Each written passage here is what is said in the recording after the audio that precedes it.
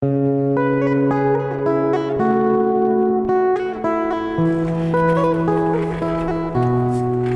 warahmatullahi wabarakatuh. Selamat siang, salam sejahtera untuk kita semua. Perkenalkan, saya Heri Juniusnya Esos MSI, salah satu dosen di program studi ilmu politik, Fakultas Ilmu Sosial dan Ilmu Politik, Universitas Tanjung Pura Pontianak. Pangkat Penata Muda tingkat 1-3B. Nomor induk pegawai 1985 0906 1015 04 1002. NIDN 009 06 8506. Saya lahir di Desa Jelimpo, Kecamatan Jelimpo, Kabupaten Landak pada tanggal 9 Juni 1985. Saat ini saya tinggal di Jalan Karet, Kompleks Surya Kencana 1, Blok G nomor 31, Kelurahan Sungai Beliung, Kecamatan Pontianak Barat, Kota Pontianak.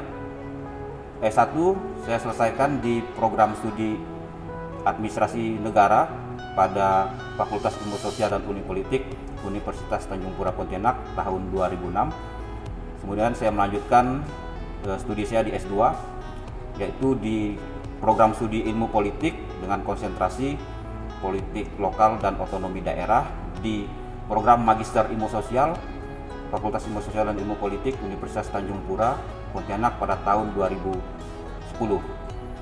Saat ini saya terlibat aktif sebagai pengajar, yaitu pertama kali terdaftar sebagai dosen tetap di program studi ilmu politik Universitas Tanjung Pura pada tahun 2015. Adapun beberapa mata kuliah yang saya ampu antara lain adalah mata kuliah yang pertama Sejarah Sosial Politik Indonesia yang merupakan mata kuliah wajib fakultas, kemudian mata kuliah pengantar ilmu politik yang juga merupakan mata kuliah wajib fakultas. Selanjutnya ada mata kuliah keahlian antara lain adalah sistem perwakilan politik, kemudian mata kuliah politik dan pemerintahan lokal di Indonesia, kemudian mata kuliah sejarah ide-ide dan pemikiran politik. Di samping sebagai pengajar, saya juga terlibat aktif di asosiasi, secara khusus asosiasi yang berkaitan dengan keilmuan, yaitu IP, Asosiasi Ilmu Politik Indonesia, secara khusus di IP cabang Pontianak. Nah, selain sebagai pengajar dan juga aktif di asosiasi, saya juga membantu pemerintah dalam hal ini, yaitu sebagai tenaga ahli untuk membantu proses penyusunan raperda, dalam hal ini yaitu penyusunan naskah akademik salah satu kabupaten yang ada di Provinsi Kalimantan Barat. Demikian pengenalan singkat dari saya. Terima kasih. Assalamualaikum warahmatullahi wabarakatuh. Baik, berikut saya akan menjelaskan salah satu mata kuliah yang saya ampu di program studi ilmu politik, yaitu mata kuliah Sistem Perwakilan Politik. Mata kuliah Sistem Perwakilan Politik ini dilaksanakan di semester 3 atau semester ganjil dengan bobot 3 SKS dengan kode mata kuliah yaitu SPL 205. Nah, dalam mata kuliah ini setiap mahasiswa diminta aktif dan diharapkan dapat mencapai capaian pembelajaran, yaitu yang pertama, mahasiswa diharapkan mampu menguasai sejarah lahirnya teori-teori tentang perwakilan politik. Kemudian mahasiswa juga diharapkan menguasai konsep klasik maupun kontemporer sistem perwakilan politik. Yang ketiga, mahasiswa diharapkan juga menguasai pengetahuan faktual tentang peran dan fungsi lembaga perwakilan politik. Nah, kemudian yang keempat itu mahasiswa juga diharapkan memiliki kemampuan dalam menelaah dan mengevaluasi permasalahan sistem perwakilan politik. Nah, sesuai dengan capaian pembelajaran ini bahwa setiap mahasiswa yang mengambil mata kuliah sistem perwakilan politik tentu saja diharapkan mampu tidak hanya secara teoritis tapi juga mampu menganalisis secara praktis hal-hal yang berkaitan dengan dinamika yang terjadi dengan sistem perwakilan politik. Nah, saya jelaskan bahwa di dalam mata kuliah sistem perwakilan politik ini deskripsinya adalah bahwa mata kuliah ini menjelaskan tentang sejarah lahirnya perwakilan politik, memahami mengenai konsep perwakilan politik yang terjadi di beberapa negara. Nah, kemudian memberikan penjelasan tentang teori-teori mendasar dalam kajian perwakilan politik, dan tantangan dan peluang dari beberapa format sistem perwakilan politik yang pernah digunakan oleh Indonesia dan korelasinya dengan pola demokrasi yang sedang berjalan di era reformasi saat ini. Nah, sesuai dengan deskripsi mata kuliah, jadi mahasiswa dalam perkuliahan ini akan menempuh satu semester, di mana dalam satu semester itu ada 14 kali pertemuan, dan ada 2 pertemuan yaitu untuk ujian tengah semester dan ujian akhir semester. Jadi total ada 16 kali pertemuan. Jadi dalam 14 pertemuan itu akan dilaksanakan dengan materi-materi, antara lain adalah di pertemuan pertama itu akan dijelaskan tentang RPS. Selain RPS juga akan dijelaskan juga tentang kontrak perkuliahan, dan di awal perkuliahan ini akan dilakukan yang namanya pretest.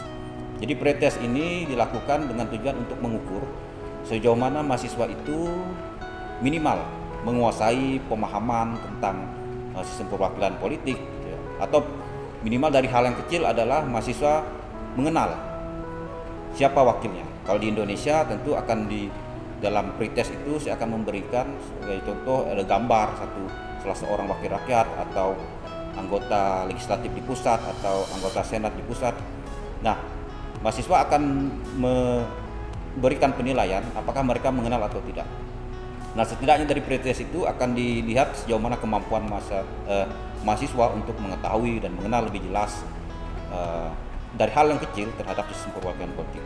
Karena bagaimanapun juga berbicara sistem perwakilan politik, konteksnya adalah hubungan wakil dan terwakil.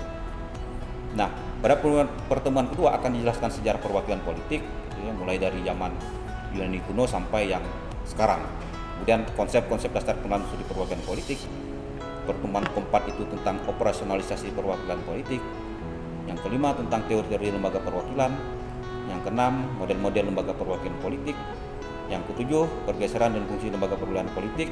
Kemudian yang ke-8 itu lembaga perwakilan politik di Indonesia, reformasi lembaga perwakilan politik di Indonesia. Kemudian yang ke-9 adalah peran lembaga perwakilan dalam konteks Indonesia. Nah, pertemuan 10 kita akan membahas tentang keterwakilan kelompok marginal. Pertemuan ke-11 kita akan membahas tentang artikulasi dan agregasi. Yang pertemuan ke-12 tentang perwakilan kepentingan. Pertemuan 13 pemilu dan perwakilan politik. Dan pada pertemuan yang ke-14 adalah permasalahan lembaga perwakilan. Nah, berikut ada beberapa referensi yang wajib dimiliki oleh mahasiswa terkait dengan mata kuliah yang diampu. Nah, jadi dalam sistem perkuliahan, jadi di kelas ini sistem perkuliahan saya gunakan dengan menggunakan sistem perkuliahan tatap muka di kelas. Kita di dalam kelas kita ceramah, ya.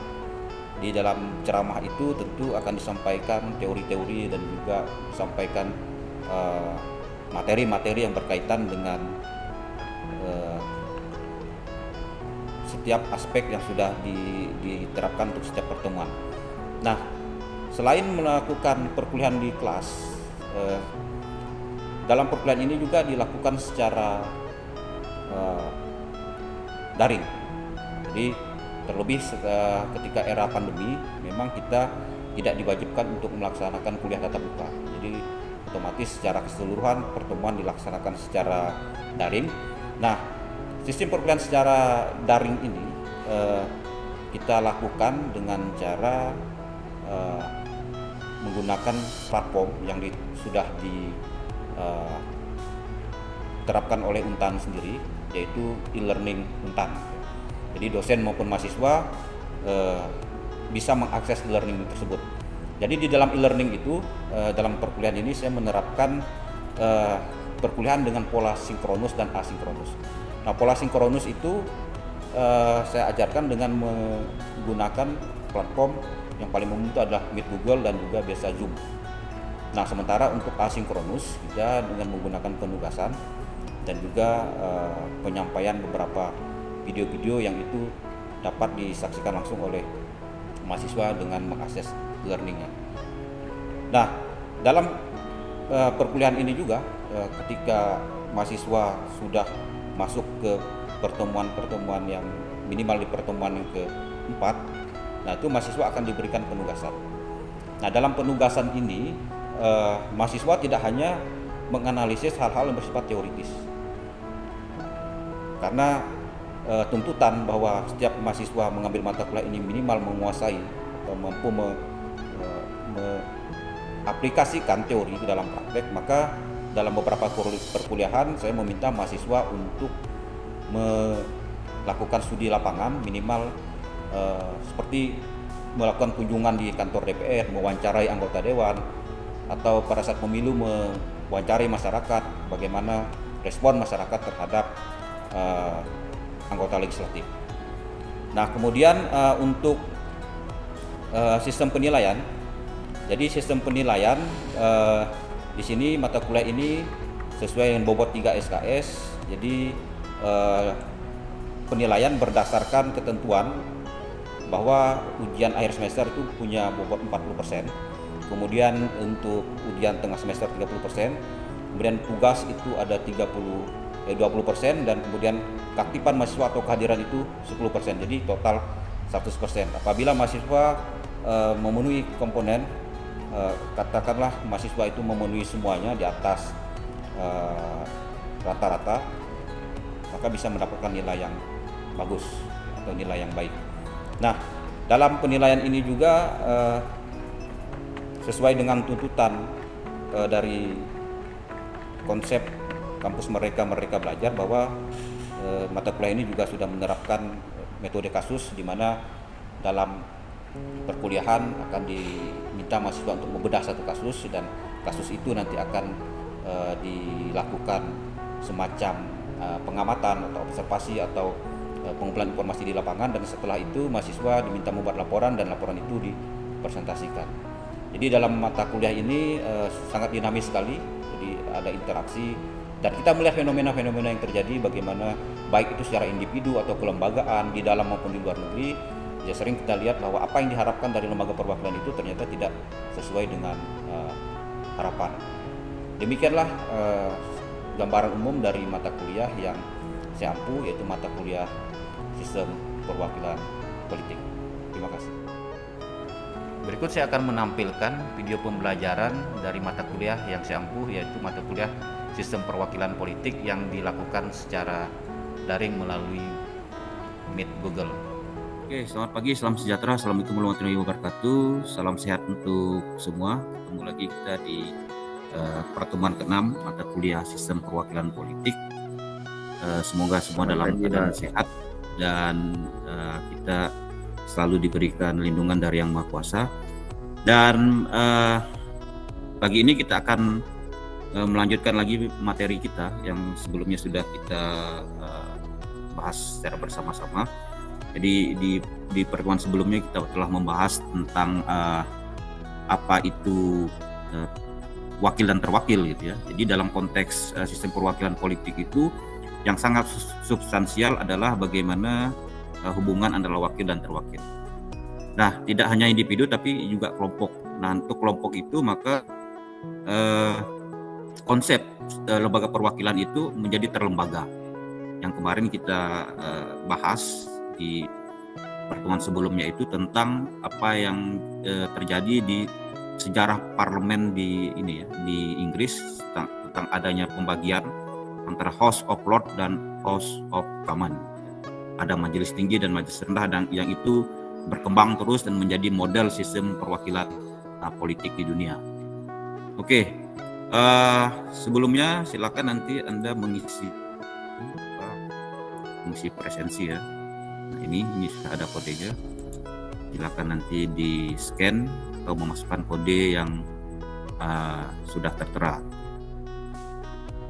Oke, jadi pagi ini kita akan bahas tentang model-model lembaga parlemen. Nah, berbicara tentang lembaga parlemen, maka tentu saja tidak bisa kita lepas dari kata parlemen itu sendiri. Jadi Anda sebagai mahasiswa ilmu politik harus kenal istilah bahwa parlemen itu asal dari bahasa Perancis gitu. Ini parler yang artinya to speak. To speak itu kan artinya berbicara. Nah, jadi dalam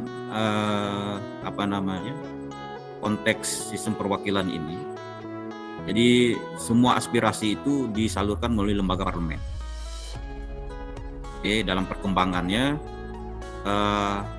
ada yang negara menggunakan 1 kamar dan juga ada negara yang menggunakan 2 kamar, bahkan ada yang menerapkan lebih dari 2 kamar. Nah, kalau kita ketahui bahwa Indonesia itu kan dalam sejarahnya ya kita pernah menerapkan murni bikameral ketika kita menggunakan sistem ada negara RIS gitu ya, Republik Indonesia Serikat gitu ya. Nah, ada negara-negara bagian. Nah, sebagaimana Anda ketahui bahwa dalam sejarah Indonesia ada beberapa negara bagian, tetapi untuk Kalbar, kita di Kalbar itu kita itu masuk daerah khusus itu. Kita tidak bagian dari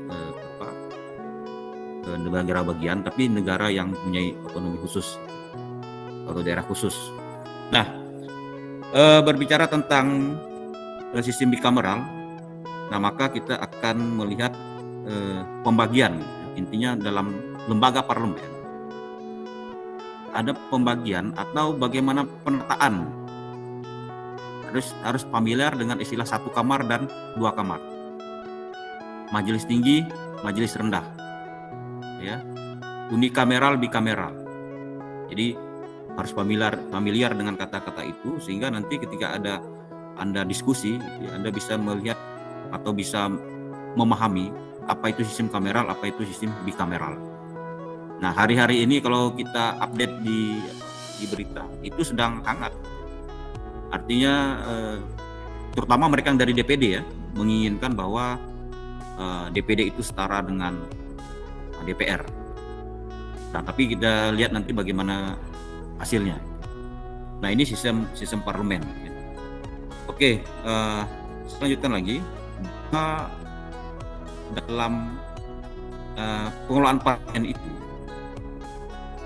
Nah, menurut Fatmawati itu berdasarkan beberapa konstitusi negara di dunia diketahui bahwa parlemen dapat memiliki 1 kamar atau unikameral, 2 kamar bikameral dan 3 kamar atau trikameral, 4 kamar tetrakameral, bahkan 5 kamar pentakameral. Nah, pengertian kamar gitu ya bahkan menyebut majelis, badan dan chambers. Jadi istilahnya gitu ya, kamar ini bisa disebut juga ada majelis, badan atau chambers. Nah, sebagaimana kita ketahui bahwa umumnya gitu ya, walaupun tidak semua negara federal memiliki 2 majelis. Ya. 2 majelis itu ada majelis tinggi dan majelis rendah. Lower house dan upper house. Nah, itu kalau negara federal. Nah, negara kesatuan terbagi seimbang. Sebagian memiliki unikameral dan sebagian lagi bikameral. Nah, artinya kalau kita berdasarkan bentuk negara ini, tidak ada jaminan bahwa negara federal itu dia harus 2 kamar atau 2 majelis. Dan juga negara kesatuan itu tidak ada jaminan bahwa dia itu akan menggunakan 1 kamar atau 2 kamar.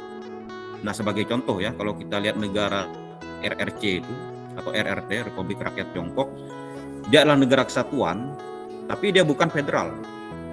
Dia unikameral.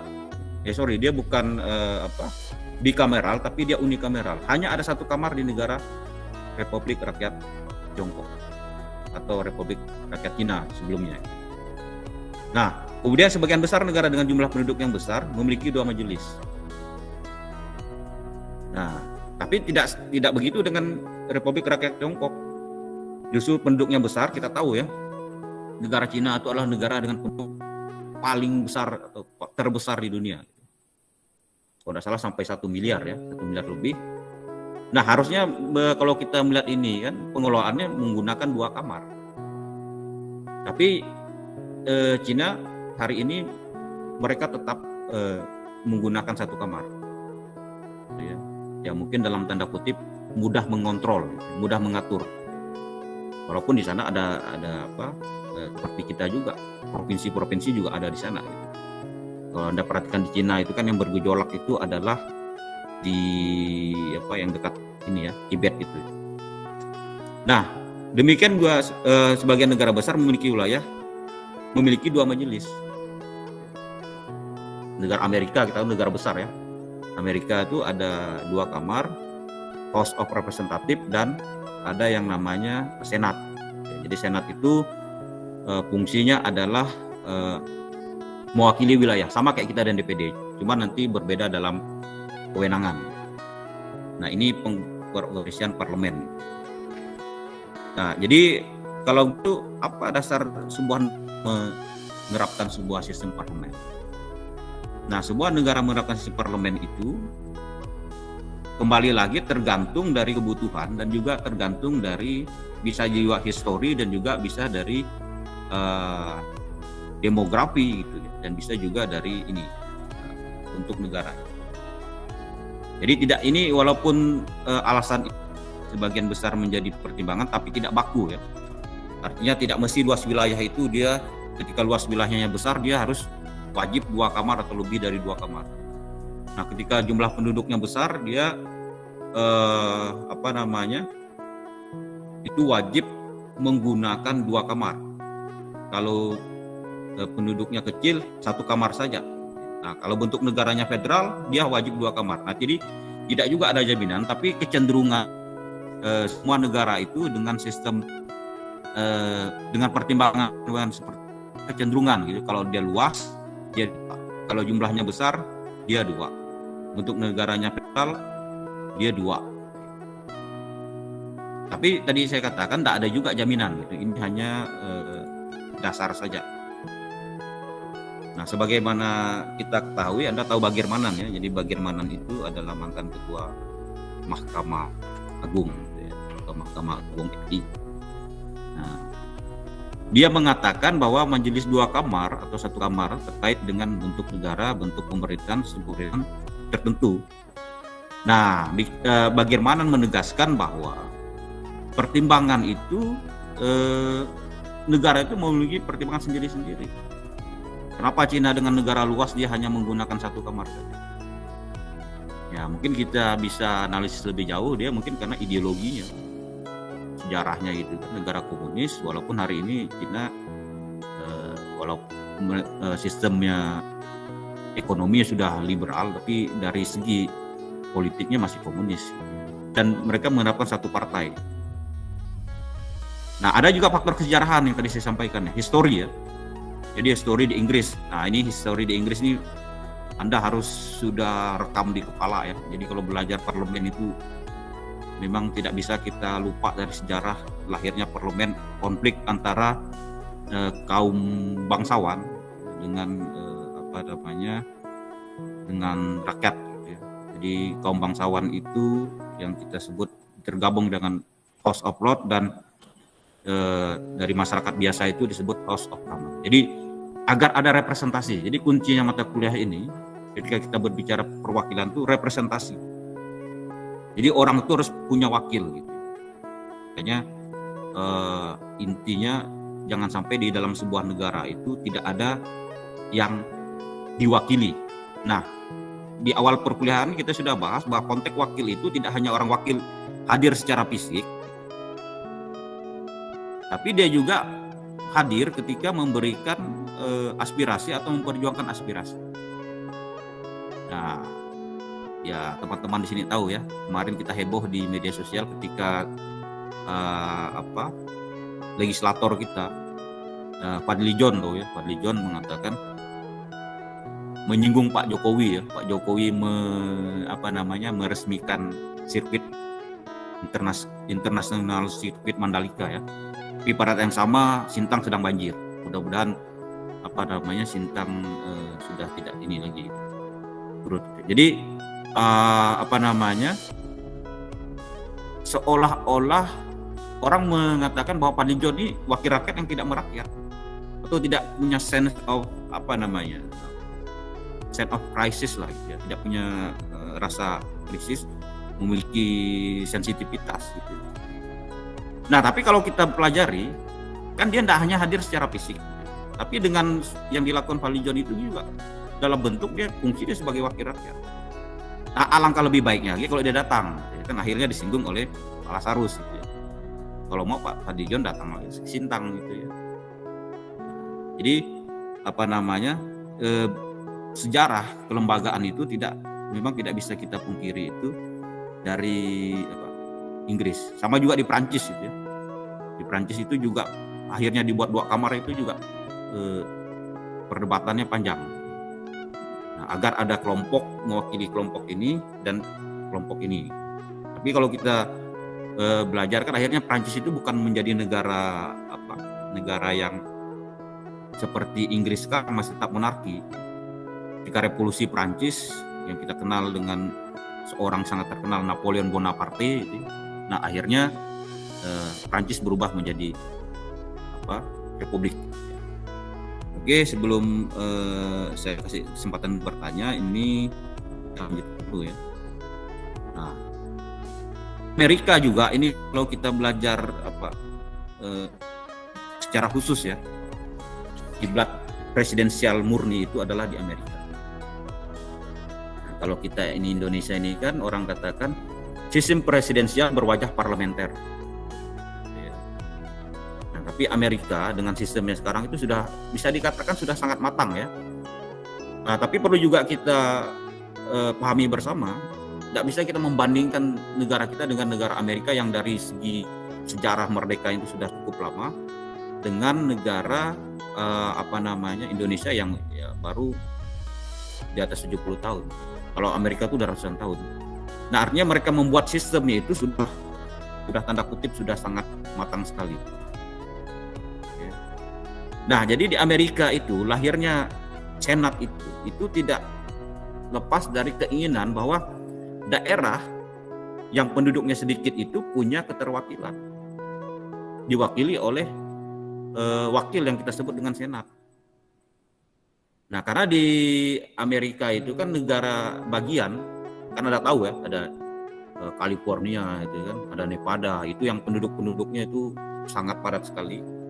Nah, tentu anggota DPR-nya akan banyak dari situ. Tapi untuk keseimbangan agar daerah-daerah yang lain juga ada wakil, maka diperlukan ada yang namanya Senat. Jadi di Amerika jumlah senatornya itu adalah 100. Kenapa 100? Amerika punya 50 negara bagian. Nah, masing-masing negara bagian diwakili oleh 2 orang senator. Nah, kalau Indonesia, kita 34 provinsi ya. Satu provinsi diwakili oleh 4 senator. Jadi ada representasi dari daerah. Nah, kalau DPR-nya kan beda. DPR RI secara khusus untuk Dapil Kalbar, Dapil 1 dan 2 itu kan lebih dari 4. Nah, bisa jadi nanti ketika kita pemilu 2004 atau pemilu selanjutnya jumlahnya bertambah. Kenapa bertambah? Karena jumlah penduduk semakin bertambah. Nah, jadi jumlah penduduk itu kan harus juga representasi. Masa jumlahnya penduduk sekian diwakili oleh ini. Tapi kalau dalam konteks DPD ini memang dia hanya untuk mewakili kepentingan daerah. Oke, nah sebelum dilanjutkan mungkin di sini ada yang ingin bertanya, silakan gitu ya, langsung saja hidupkan kameranya, hidupkan mikrofonnya dan sampaikan pertanyaannya. Tidak mesti bertanya, tapi juga gagasan juga disilakan. Oke, apakah ada? Lanjut Pak, nanti mungkin Pak. Ya kita lanjutkan dulu ya. Kita lanjutkan dulu, nanti kita diskusi. Oke, lanjutkan lagi. Nah, ini tadi sudah ya. Struktur lembaga perwakilan ada unikameral, bikameral, dan multikameral system. Nah, ini kita lihat perbandingannya. Oke. Ada negara yang tidak menggunakan duanya sama sekali. Nah, ini tanda tahu ya. Di sini ini kan posisinya negara Korea Utara. Ya. Di sini kalau tidak salah ini Arab Saudi ini. Tapi yang lainnya mereka menerapkan ini. Terlepas dalam penerapannya itu beda-beda karakter. Tapi kalau Anda perhatikan perbandingannya gitu ya. Nah, yang kuning itu adalah unikameral. Ini tahu ya. Ini hanya Cina. Nah, kita di sini kita bikameral. Oke. Jadi kalau lihat ini perbandingannya lebih banyak bikameral. Nah, dibandingkan dengan unikameral. Oke. Nah, tapi kembali lagi itu tergantung ya. Tidak ada jaminan bahwa dengan sistem bikameral negaranya lebih baik atau lebih maju. Tergantung dari sebuah negara bagaimana efektivitasnya. Kan gitu. Kalau kita melihat negara Arab Saudi kan dia dengan sistem monarki absolutnya, tapi negaranya juga negara kaya. Oke, kita langsung ke bahas di ini ya, di di Indonesia, apakah kita bikameral atau trikameral? Ini yang pernah kita singgung. Di Indonesia ini rumit, ya, rumit. Kenapa kita menggabungkan sistem yang ya kita juga tidak menerapkannya secara murni. Nah, kita pakai bikameral atau trikameral atau unikameral. Nah, ini nanti yang berupaya ingin digaungkan, bukan hanya digaungkan ya. Itu sudah keinginan dari dulu oleh DPD kita agar kita menggunakan bikameral murni. Dan itulah awal lahirnya DPD itu, untuk memperkuat posisi daerah. Ya. Nah, ada istilah joint session gitu. Ini Anda harus familiar sekali joint session itu. Apa sih joint session itu? Nah, di Amerika itu kan menggunakan bikameral, 2 kamar ya, majelis tinggi, majelis rendah, House of Representative dan Senat. Ketika House Representative dan Senat bersatu, jadilah dia yang namanya Kongres. Kongres itu yang disebut dengan joint session. Joint session ini bersifat ad hoc atau kepanitiaan. Jadi dia itu bukan lembaga yang tanda kutip, lembaga yang permanen. Nah, kalau di Indonesia DPD digabungkan dengan DPR, jadilah dia MPR. Tapi MPR itu lembaga. Makanya pertanyaan di sini, apakah kita bikameral atau kita trikameral? Kalau 3 ya, karena ada DPR, DPD, dan MPR. Kalau Amerika mengatakan mereka bikameral, karena tidak ada MPR seperti Indonesia. Yang ada itu Kongres. Nah, Kongres itu seandainya DPR dan Senat membahas satu usulan perundang-undangan atau hal urgen, ketika selesai ya bubar. Kongres bubar. Kalau kita kan enggak. Katakanlah nanti ada amandemen konstitusi, MPR mengamandemen, setelah selesai amandemen MPR bubar enggak? MPR akan tetap ada. Nah, jadi apakah kita bikameral atau trikameral? Oke. Nah, ini yang akan kita diskusikan gitu ya. Jadi Nah, Diki menyebutkan bahwa ini ada 3 pilar, MPR, DPR, dan DPD. Artinya ini bukan ada yang ad hoc, ini permanen ya. Pendapat pakar. Oke, nah kita langsung melihat permasalahan atau kita diskusikan hal-hal urgen yang berkaitan dengan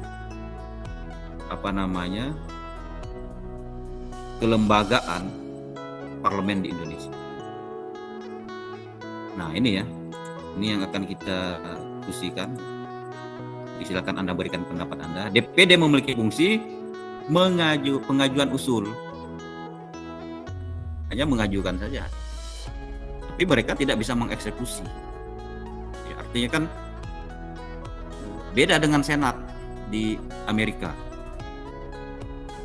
Senat di Amerika itu sangat kuat sekali posisinya. Bahkan ada beberapa posisi pejabat itu bisa diturunkan oleh Senat. Oke, kita akan diskusikan ini. Namun sebelum kita diskusikan bagaimana ke depan DPD atau bagaimana ke depan model kelembagaan di kita, yang tentunya kita ingin mengharapkan ada yang namanya efektivitas dalam tanda kutip. Kita melihat Ya kalau dibilang sekarang stabil enggak, ya stabil. Tidak ada masalah di parlemen kita, DPR dan DPD akur-akur saja. Tapi lihat bagaimana efektivitasnya. Nah, kan begitu ya. Oke, kita akan lihat ini ya. Nah, ada kecenderungan bahwa keinginan untuk menjadikan DPD itu bukan weak bicameral, tapi bicameral yang ini ya. Kalau kita perhatikan ini kan sekarang posisi kita kan ini ya. Oke. Nah, kita lihat ini. Oke. Kita akan diskusikan ini. Ya, teman-teman silakan berikan pendapatnya. Apakah menyetujui atau tidak, atau sebelumnya pandangan Anda terhadap DPD ini seperti apa, atau model apa yang ingin dibangun. Oke, silakan. Ya, silakan Tiko. Izin Pak mengenalkan, nama saya Firdinandus Tiko. Jadi tadi saya sudah melihat bentuk-bentuk lembaga perwakilan dari seluruh dunia, dan sampai akhirnya kita melihat ada yang namanya DPD di Indonesia, Pak. Jadi kalau misalnya menurut saya, apakah peran DPD itu perlu diperkuat? Menurut saya sangat-sangat perlu, Pak. Karena hal ini menyangkut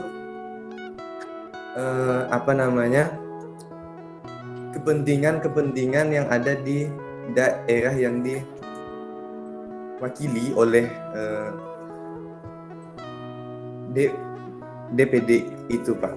Tapi kalau saya lihat peran DPD ini, dia sudah dikecilkan itu dari undang-undangnya, Pak. Jadi kalau kita buka Undang-Undang Dasar 1945 pasal 22D ayat 1 dan 2, itu seperti yang Bapak jelaskan tadi, itu DPD itu hanya bisa mengajukan saja dan ikut membahas rancangan undang-undang, tetapi dia tidak punya power atau kekuatan untuk memutuskan atau mengintervensi undang-undang yang akan disahkan oleh Dewan Perwakilan Rakyat. Jadi terkait hal ini, saya sangat setuju jika peran DPD ini diperkuat, Pak. Sekian, Pak. Oke, terima kasih ya, Iko. Ini pandangannya melihat bahwa perlu penguatan agar DPD itu bisa mewakili daerah untuk memperjuangkan aspirasi daerah. Oke, bagus ya masukannya. Semoga nanti ini bagian dari aspirasi, katakanlah mewakili mahasiswa dan juga mewakili daerah Kalbar gitu ya, agar kepentingan daerah itu bisa diperjuangkan. Oke, yang lainnya silakan berikan pendapat atau pertanyaan terkait dengan apakah Anda menyetujui peran DPD diperkuat, atau mungkin Anda punya pandangan berbeda dengan Tiko, ya lebih suka ya sekarang saja gitu. Jadi artinya ya kita jalankan saja yang sudah ada DPD dengan perannya gitu ya, tak usah ikut memutuskan tapi hanya mengusulkan saja. Silakan.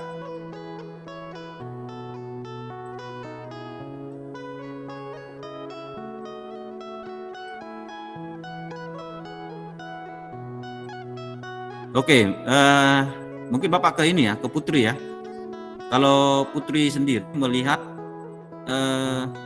apakah DPD ini memang perlu diperkuat atau ya seperti sekarang saja gitu ya, karena kan kalau seandainya DPD perannya kuat, dikhawatirkan nanti terjadi dinamika dalam pengambilan keputusan undang-undang sehingga undang-undangnya tidak diputus-putuskan gitu ya. Karena bisa terjadi nanti pertarungan sengit antara kubu DPD dengan kubu DPR. Putri, bagaimana pandangan?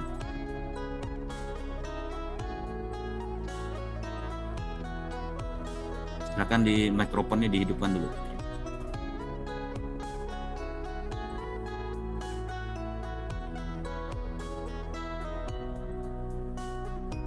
Saya ya Pak. Ya, silakan Putri Kabila. Kalau menurut saya sih DPD memang harus diperkuat sih Pak. Ya. Agar perannya lebih maksimal gitu ya. Ya benar. Oke. Kalau menurut Risa bagaimana Risa? Apakah punya pandangan yang sama atau kamu punya pandangan pribadi terkait dengan ini? Kalau menurut saya DPD harus diperkuat Pak, karena kalau untuk sekarang hanya bisa mengusulkan tuh belum mewakili daerah masing-masing. Karena semua kan keputusan diambil oleh DPR. Jadi usulan dari DPD tuh ada yang dimasukkan, ada yang enggak. Sedangkan DPD itu mengetahui keadaan dari masing-masing daerah. Ya, makasih Risa. Jadi apa yang dikatakan Risa itu masuk akal ya, karena DPD lah, selain DPD mengetahui, DPD juga murni. Karena kalau katakanlah kita anggota DPR itu dia mewakili daerahnya, contoh ada Pak Cornelis DPR RI dari Kalbar, nah dia nanti akan terbentur oleh kepentingan partai politik. Katakanlah Tiko dan kawan-kawan yang tinggal di bagian timur ya, timur Kalbar, menginginkan adanya provinsi Kapuas Raya. Kan itu senator atau DPD itu kan harus mendorong gitu kan. Perlu Kapuas Raya karena memang Kapuas Raya ini luas, Kalbar ini luas sekali ya. Kalbar ini kan luasnya sama dengan Pulau Jawa plus Pulau Madura. Di Jawa itu pulau berapa provinsi? Di Kalbar hanya satu provinsi. Tentu akan berdampak terhadap dengan akses pelayanan, berdampak dengan kemudahan kebutuhan gitu ya. Nah, DPD lah yang dikatakan Risa tadi itu yang punya mengetahui masalah dan juga murni perjuangannya.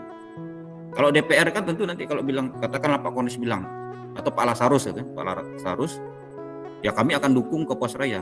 Tapi Megawati bilang tidak ada atau tidak boleh ada pemekaran ini itu, atau PDIP tidak mendukung ada pemekaran, ya udah selesai. Ya, tapi kalau DPD kan murni, DPD itu kan non ini ya, non partai ya, memang betul dia menguasai atau tanda kutip dia itu paham kondisi daerahnya. Oke, makasih ya Risa. Yang lainnya ada? Silakan.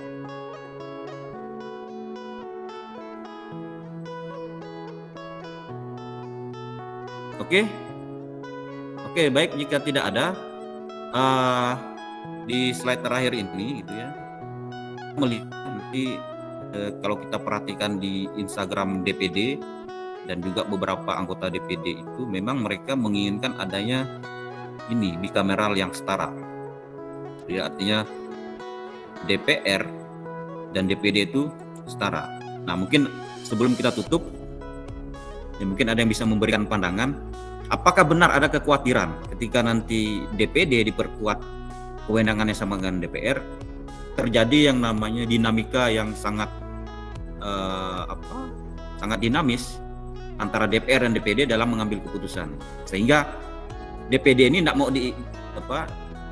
kewenangan ini tidak diinginkan gitu, disetarakan. Jadi ya udahlah, DPD cukup mengusulkan saja gitu. Tadi Risa mengatakan mengusulkan, kalaupun DPR mau mengambil, oke, kalau tidak mau mengambil usulan itu kan ya tidak ada kewajiban.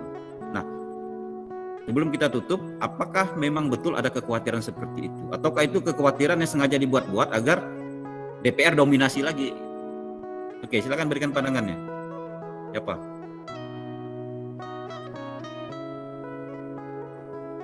Izin Pak ya.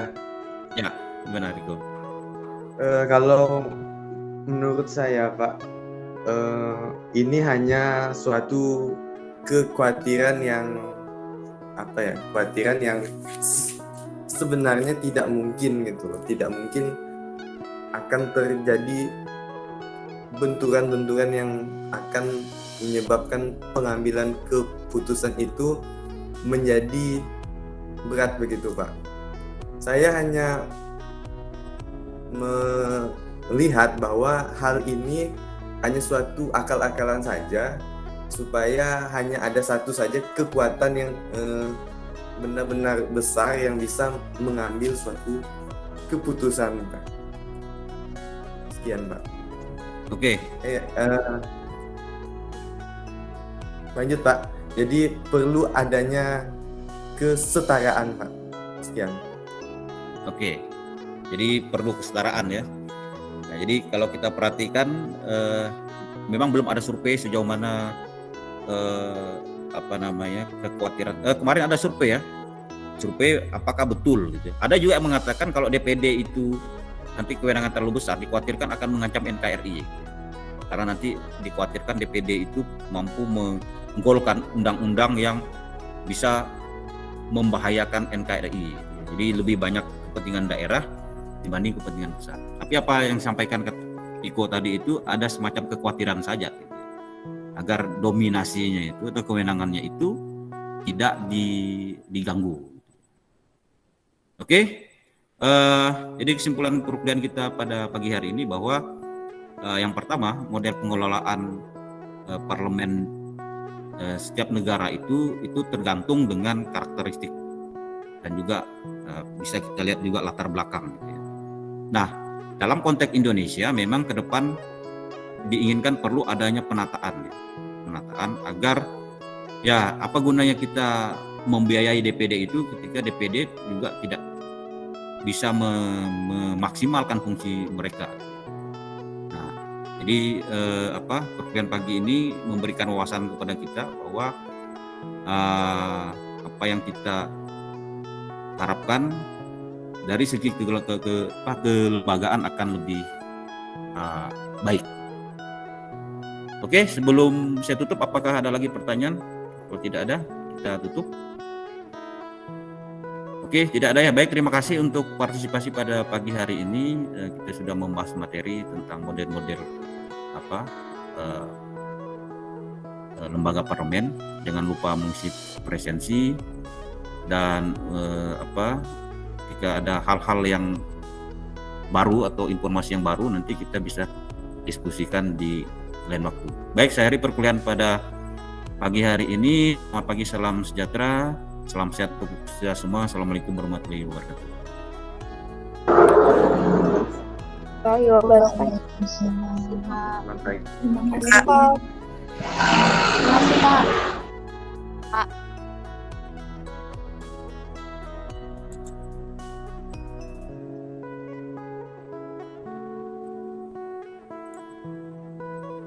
Oke, sampai ketemu lagi ya. Demikianlah PDD UKTPT dalam bidang pengajaran saya dalam bentuk video dalam rangka sertifikasi dosen 2021. Semoga bermanfaat untuk kita semua. Saya Iri. Assalamualaikum warahmatullahi wabarakatuh.